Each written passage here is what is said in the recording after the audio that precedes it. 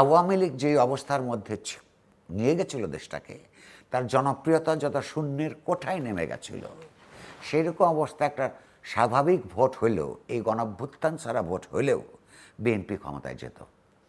এটা একটা স্বাভাবিক, হয়তো এত সিট পেত না। কিন্তু জামাত ইসলামী তখনও এই 10-12 সিটের বেশি পেত না। এই গণঅভ্যুত্থানের মধ্য দিয়ে যে রাষ্ট্র, বিশেষত অন্তর্বর্তীকালীন সরকারের কিছু কিছু জামাতপন্থী মন্ত্রী এবং আমলা, তাদের সহযোগিতায় এবং আওয়ামী লীগের অনুপস্থিতি যে ভ্যাকুয়ামটা তৈরি হয়েছে, সেই ভ্যাকুয়ামে এনসিপির তরুণরা যথেষ্ট প্রভাব বিস্তার করতে না পারার কারণে জামাত ইসলামী লাভবান হয়েছে। সেখানে তারা ভোটের আগে অসংখ্য মিথ্যাচার করেছে। মানে জামাত ইসলামী অসংখ্য ইসলাম বিরোধী ইসলামিক তৎপরতায় লিপ্ত হয়েছিল। যেমন ইসলামের সবচেয়ে বড় আপনার বৈশিষ্ট্যের মধ্যে তার দর্শনের সত্যবাদিতা, ন্যায়নিষ্ঠা। জামাত ইসলামী যেই পরিমাণ মিথ্যা কথা ভোটের আগে ইসলাম সম্পর্কে বলেছে, সেই কারণে তার যদি ইহকালে শাস্তি নাও হয়, পরকালের শাস্তি যতটুকু আমি ইসলাম বুঝি হতেই হবে। সে মিথ্যাচার, সেগুলি দিয়েও মানুষকে, ধর্মপ্রাণ মানুষকে বিভ্রান্ত করতে পেরেছে। এবং তার একটা প্রধান বিরোধী দল হিসেবে বা স্বাধীন বাংলাদেশে, যেই বাংলাদেশে সৃষ্টির জন্যে যখন মানুষ লড়াই করে, রক্ত দেয়, সেটার সশস্ত্র বিরোধিতা করেছে, সে দ্বিতীয় প্রধান রাজনৈতিক দল হিসেবে বাংলাদেশে তার উত্থান ঘটেছে। এবং তার কিছু বুদ্ধিজীবী প্রতিদিন বেয়াদবের মতন এদেশের মননশীল মানুষদেরকে নানাভাবে অপমানজনক কথা বলে বেড়াচ্ছে, যেসব কথার মধ্যে রাষ্ট্রদ্রোহিতার উপাদান প্রচুর। সবচেয়ে বড় অপরাধ তারা এই যে রাজনৈতিকভাবে সংগঠিত হওয়ার পরে যেটা করছে বা করার চেষ্টা করছে জুলাই অভ্যুত্থানকে নিয়ে, এইটাকে স্বাধীনতার যুদ্ধের সাথে তুলনা করে প্রথমে বলেছে দ্বিতীয় স্বাধীনতা। এখন তার তৎপরতার মধ্যে এইটাকেই বাংলাদেশের ইতিহাসের সবচাইতে বড় ঘটনা হিসেবে আখ্যায়িত করে প্রতীক হিসেবে সামনে নিয়ে এসে বাংলাদেশের মানুষের জীবনের সবচাইতে বড় অর্জন, সবচাইতে বেশি ত্যাগ তিতিক্ষার মধ্য দিয়ে অর্জন স্বাধীনতার যুদ্ধ, পৃথিবীর কোনো দেশের স্বাধীনতা, রক্তাক্ত স্বাধীনতার যুদ্ধের চেয়ে বড় ঘটনা তার পরবর্তী কালের মধ্যে ঘটে না। সেইটাকে একটা গণতন্ত্রকামী আপনার রাষ্ট্রীয় এবং রাজনৈতিক পরিবর্তনের যে রক্তাক্ত লড়াই, হ্যাঁ, সেইটাকে দিয়ে রিপ্লেস করে নিজের পাপ স্খলনের যে প্রচেষ্টা তারা নিয়েছে, সেইটার কিন্তু প্রভাব এখন আমরা দেখতে পাচ্ছি। আমি খুব পরিষ্কার নই, কিন্তু আমি অনুমান করব যে যদিও সরকার বিএনপিতে, কিন্তু বিএনপি সরকারের মতাদর্শগত অবস্থান অপরিচ্ছন্ন থাকবার কারণে অথবা তারা কনফিউজ থাকবার কারণে, বা সেই কারণে কিনা আমি খুব নিশ্চিত নই, কিন্তু আমার সন্দেহ করবার সুযোগ আছে যে এইখানে অস্টারিটি না, মিতব্যয়িতার নামে এই যে বাংলাদেশের সেনাবাহিনীর ভেতরে, সেনা সদরে শিখা অনির্বাণ অস্টারিটির কারণে ওইটা নিভিয়ে দেওয়া হয়েছে। প্রতি মাসে প্রধানমন্ত্রীর কিংবা মন্ত্রীদের যতগুলি অনুষ্ঠান হয়, তার জন্য যত হাজার কার্ড ছাপানো হয়, সেটা তো আরেকটা ব্যবসা হিসেবে প্রতিষ্ঠিত হয়েছে। অথচ মন্ত্রীদের, প্রধানমন্ত্রীর অনুষ্ঠানে পরিষ্কারভাবে কিছু নির্দিষ্ট সংখ্যক আসন থাকে, সেখানে তাদেরকে নিমন্ত্রণ করবার জন্য ওই শত শত হাজার হাজার কাঠ খরচ করে যে পরিমাণ টাকা খরচ হয়, শিখা অনির্বাণের শিখা জ্বালানোর জন্যে ওই পয়সার দরকার নাই। এই যে অনির্বাণ শিখা, এইটা একটা জাতির গৌরবের, ইতিহাসের, ঐতিহ্যের প্রতীক। অর্থাৎ যেই দিন বাংলাদেশ স্বাধীন হয়েছে, এই স্বাধীনতার ধারণা এবং এটা চিরন্তন শিখার মতো জ্বলতে থাকবে, অনির্বাণ শিখার জ্বালানোর শুরু করার এইটা ছিল আপনার দৃষ্টিভঙ্গি এবং তার পেছনের দর্শন। মানে এই অপচয়ের এখনও শেষ নাই এই সরকারের মাধ্যমেও। ওই যে জুলাই জাদুঘর তৈরি করবার ক্ষেত্রেও অপচয় হয়েছে, দুর্নীতি হয়েছে। আপনাকে শিখা অনির্বাণ বন্ধ করবার জন্য যখন এটা বন্ধ করে দেওয়া হয়, তখন সন্দেহ করবার অবকাশ আছে এগুলির পিছনে বাংলাদেশের স্বাধীনতা যুদ্ধবিরোধী জামায়াত ইসলামী সাম্প্রতিক কালে যে প্রভাব বিস্তার করেছে তার কোনো হাত আছে কিনা, অথবা হাত থাকলেও এইটা বুঝবার আপনার মগজ এবং মনন এবং হৃদয় এই জাতীয়তাবাদী দলের নেতৃত্বের আছে কিনা, এইটা খুব একটা বিচ্ছিন্ন ঘটনা হিসেবে দেখবার আবার সুযোগ নাই। সাম্প্রতিক কালে আপনি হয়তো লক্ষ্য করেছেন প্রতি বছরই বা একটা নির্দিষ্ট সময় পরপর বাংলাদেশের জাতীয় সশস্ত্র বাহিনীতে, যাদের কাজ হচ্ছে 1971 সালে অর্জিত স্বাধীনতার যে অন্তত কমপক্ষে ভূখণ্ডগত সার্বভৌমত্ব রক্ষা করা, তাদের নতুন ক্যাডেটসরা আসে। অতীতে ক্যাডেটসদের নামকরণ, ব্যাচগুলির নামকরণ করা হতো এই দেশের যা স্বাধীনতার যুদ্ধে যারা প্রাণ দিয়েছেন সবচেয়ে শ্রেষ্ঠ সন্তান বীর শ্রেষ্ঠদের নামে। তারা যারা জাতীয় সশস্ত্র বাহিনীতে তরুণ কর্মকর্তা হিসেবে যোগ দিবেন, তাদেরকে উজ্জীবিত করবার জন্যে, অঙ্গীকারাবদ্ধ করবার জন্যে, দেশের সার্বভৌমত্ব রক্ষা করবার জন্যে তাদের নামের ব্যাচের নামগুলি এই যে বীর শ্রেষ্ঠদের নামে দেওয়া কিংবা বীর উত্তমদের নামে দেওয়া, এর চাইতে বড় তো কোনো কিছু হতে পারে না। এই আমলে যে ক্যাডেটরা এসছেন কয়েকটা, তাদের নাম দেওয়া হয়েছে ইসলামের প্রথম যুগের খুলাফায়ে রাশিদিনের 4 জন মহৎ খলিফার নামে। হজরত আবু বকর, হজরত উসমান, হজরত উমর এবং হজরত আলী, তাদের নামে দেওয়া হয়েছে। প্রশ্ন হচ্ছে যে ইসলামের ইতিহাসে এই 4 জন অত্যন্ত গুরুত্বপূর্ণ ভূমিকা পালন করেছেন।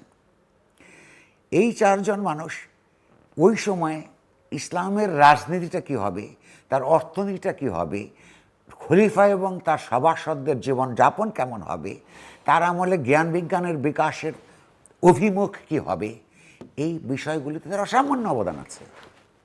কিন্তু সারা পৃথিবীতে একটিমাত্র ইসলামী রাষ্ট্র প্রতিষ্ঠার ধারণা বাবা খিলাফত, এইটা যে অবাস্তব, এটা ইতিমধ্যে আর দেখবার তো আমাদের দরকার নাই। কারণ ইসলামের প্রথম যুগে যখন ইরান, লক্ষ্য করুন, ইসলামের প্রভাবের মধ্যে আসে, তখন কিন্তু তারা আরবি ভাষাটা সঙ্গে নিয়ে গেছিল। যারা ইসলামের বা মুসলমানদের যে বীরেরা ওইটা দখল করেছিলেন বা জয় করেছিলেন, ইরান যাতে ইসলাম গ্রহণ করেছে ধর্ম হিসেবে, কিন্তু তার ভাষা এবং সংস্কৃতি যে 3000 বছরের ঐতিহ্য, এটা কিন্তু তারা বাদ দেয় নাই। সে কারণে তার যে সমৃদ্ধ পার্সি ভাষা এবং পার্সি সংস্কৃতি, সেইটার বলে বলিয়ান হয়ে আজকেও যদি ইরানকে আপনি দেখেন, মার্কিন যুক্তরাষ্ট্রের মতো পরাক্রমশালী রাষ্ট্র, ইসরায়েলের মতন এরকম একটা জায়নিস্ট স্টেট, যার রুথলেস, নির্মম, নৃশংস একটা রাষ্ট্র, এই সবাই মিলে যখন ইরানকে পরাজিত করবার চেষ্টা করেছে, তার ওই পার্সিয়ান সভ্যতার সংস্কৃতির জোরে কিন্তু মার্কিন যুক্তরাষ্ট্র এবং ইসরায়েল ইরানে আজ পরাজিত হয়েছে, তারা বিজয়ী হয়েছে ইরানিরা। তাহলে আধুনিক যুগে রাষ্ট্র হিসেবে যে জাতির যে ধারণা, এই বাঙালিকে, বাঙালির স্বাধীনতা যুদ্ধ, বাঙালির বাংলা ভাষা, বাঙালির আপনার সংস্কৃতি, এই রাষ্ট্রকে টিকে থাকতে হলে এই সমাজের শেকড় থেকে উঠে আসা রসে সিক্ত হয়েই তাকে এটা করতে হবে। আর সেই ক্ষেত্রে এই যে জাতীয়তাবাদীর অন্তর্ভুক্তিমূলক যে ভাব দর্শনের কথা বিএনপিকে বলে, তারা কি শেষ পর্যন্ত এটা একটা মুসলিম জাতীয়তাবাদে অধঃপতিত করতে চায় কিনা, এবং এইটাকে আবার উস্কানি দেওয়ার প্রচুর অর্ধশিক্ষিত লোক আছে। কারণ আমাদের পার্শ্ববর্তী ভারতে এখানে যে একটা ধর্মবাদী রাষ্ট্র কায়েম হয়েছে, সেইটাকে দেখিয়ে বলে যে ওইখানে যদি হিন্দুত্ব চলে তাহলে এখানে ইসলামের মুসলমানিত্ব চলবে। প্রশ্ন কথা হলো, এই হিন্দুত্ববাদী রাজনীতির প্রচার প্রসারের মধ্য দিয়ে ভারত নিজেকে কী পরিমাণ ক্ষতিগ্রস্ত করছে, এইটা বুঝতে ভারতীয় শাসক শ্রেণীরও আরও 20-25 বছর লাগবে। এইখানে যারা মনে করে যে ভারতের খারাপ কাজ আমাদের নিতে হবে, বাংলাদেশের ইতিহাস চেতনার মধ্যে এই উপাদান ঢোকানো বাংলাদেশের অস্তিত্বের জন্য ক্ষতিকর হবে। বাংলাদেশের স্বাধীনতা যুদ্ধের আপনার রাজনৈতিক চৈতন্য, তার সাংস্কৃতিক ঐতিহ্য, এগুলোর মধ্য দিয়ে নিজেদেরকে শক্তিমান করতে হবে। ভারতের থেকে যদি আপনার কিছু নিতেই হয়, তাহলে অন্তত ধর্মবাদী রাজনীতিটা নিলে চলবে না। ভারতে অনেক বড় বড় ভালো ভালো গবেষণামূলক বিশ্ববিদ্যালয় করেছে, ভারতে অনেকগুলি ভালো ভালো পত্র পত্রিকা প্রতিষ্ঠা করেছে, যারা ইউরোপ আমেরিকার সঙ্গে পাল্লা দিয়ে চলবার যোগ্যতা অর্জন করেছে। ভারত থেকে যদি আমাদের কিছু শিখতে হয়, তার দেশপ্রেম শেখা দরকার। ভারতীয়রা তাদের বিপদে আপদে বিজেপি থেকে কমিউনিস্ট পার্টি পর্যন্ত এককাট্টা হয়ে যায় যখন তার দেশের ভারতীয় হিসেবে রাষ্ট্র যখন বিপদের মধ্যে পড়ে। সেইটা যদি আপনি শিখতে চান, বা এইসব জামাত ইসলামী শিখতে চায়, এটা ভালো কথা। বিএনপি যদি কিছু শিখতে চায়, বিশ্ববিদ্যালয় তৈরি করা, বড় বড় শিল্প প্রতিষ্ঠা করা, এগুলি ভারতে মেলা কাজ তারা করতে পেরেছে। তাদের দেশপ্রেমকে আমি ধন্যবাদ জানাই। কিন্তু তাদের মধ্যে সবচেয়ে খারাপ কাজ হচ্ছে ভারতকে হিন্দুত্ববাদী রাষ্ট্রে পরিণত করা। সেইটার প্রতিক্রিয়া হিসেবে আমাদেরকে এখানে একটা ধর্মবাদী রাষ্ট্রে নিজেদেরকে অধঃপতিত করতে হবে। এটা আধুনিক গণতান্ত্রিক ধারণার পরিপন্থী এবং এটা একটা পশ্চাৎপদ রাজনীতি। জামাত ইসলাম সেই আমাদের এই গণভ্যুত্থানের মধ্য দিয়ে অর্জিত শক্তি বাংলাদেশকে পেছনে নিয়ে যাবার জন্য চেষ্টা করছে। এইটাও মানুষের আপাতত মনে হতে পারে, তাহলে আমরা কি পেলাম এই গণভ্যুত্থানের মধ্যে। আমি সময় এবং সুযোগ থাকলে এই জায়গায় আবার আসবো, কিন্তু আমি একটু সাম্প্রতিককালে প্রধানমন্ত্রী দুটো দেশ সফর করেছেন। প্রথম সফরে মালয়েশিয়া গেছিলেন, পরে তিনি চীনে গেছেন। সেই জায়গাটায় থ্যাংক ইউ। কিন্তু আমি এই বিষয়ে শেষ কথাটা আমি বলতে চাই যে এতগুলি হলো সব নেতিবাচক দিক, হতাশার দিক। কিন্তু এই মুহূর্তে এই অভ্যুত্থানের মধ্য দিয়ে যারা শক্তি অর্জন করেছে, শক্তিমান হয়ে রাষ্ট্র পরিচালনায় আছে বা বিরোধী দল হিসেবে রাষ্ট্র পরিচালনার অংশ আছে, সে এনসিপি সহ আমি সবাইকে বলছি, এগুলো আপাতত এরকম ঘটনা ঘটেছে এ কারণে যে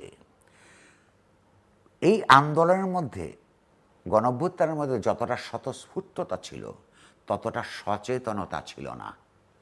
স্বতঃস্ফূর্ততা ছিল এ কারণে যে সরকারের উপর, আওয়ামী লীগ সরকারের দীর্ঘদিনের অন্যায় অপরাধ এবং বিশেষত তাদের হত্যাকাণ্ডের প্রতি তাৎক্ষণিক প্রতিক্রিয়া হিসেবে হাজারে হাজারে লক্ষ লক্ষ লোক মনে করেছে এই সরকারকে যেতে হবে। কিন্তু এবং তারা গেছেও, সে অর্থে তাৎক্ষণিকভাবে সেই আন্দোলন ভীষণভাবে সফল হয়েছে। যে মানুষ যদি রাস্তায় নামে, কত বড়, কত দিনের, কত নামি দামি রাজনীতিক কিচ্ছু যায় আসে না। এইটা উদাহরণ হিসেবে এই তরুণ প্রজন্মের কাছে রয়ে গেল। এই তরুণরা বৃদ্ধ হতে কিন্তু দেরি আছে। ফলে এই যে আবার এই অন্যায়গুলি শুরু হয়েছে, এই আন্দোলন সংগ্রামের সঙ্গে যে বিশ্বাসঘাতকতা শুরু হয়েছে, বিচ্যুতি শুরু হয়েছে বিএনপি, জামাত এবং এনসিপির, এর বিরুদ্ধেও কিন্তু আবার গণসচেতনতা গড়ে উঠবে। এবং তখন আর 20 বছর ধরে অপেক্ষা করতে হয় না, গোটা প্রজন্ম ধরে অপেক্ষা করতে হয় না। কারণ তার তাজা স্মৃতি, ওইখানে রাস্তায় সব নেমে গেলে কি অবস্থা দাঁড়ায়, এই সব প্রজন্ম সেটা জানে। এবং আমাদের মতন কিছু বুড়া লোকও ততক্ষণও বেঁচে থাকবে এবং সেগুলোর জন্য আমাদেরকে কাজ করতে হবে। কারণ অ্যাকাউন্টেবল করা গুরুত্বপূর্ণ। কোনো আন্দোলনে কোনো রক্তপাতই শেষ পর্যন্ত ব্যর্থ হয় না, এই বিশ্বাসটাই তরুণ প্রজন্মের রাখা দরকার।